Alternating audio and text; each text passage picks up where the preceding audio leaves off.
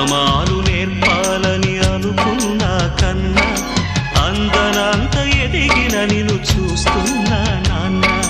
కలిసొచ్చిన కాలానికి నడిచొచ్చిన కొడుకుకి, కలిసొచ్చిన కాలానికి నడిచొచ్చిన కొడుకుకి స్వాగతం చెబుతున్నా. నేనే పసివాణ్ణై నీ నీడ చేరుకున్నా. జీవితాన ప్రతి పాఠం చేరే అనుకున్నా.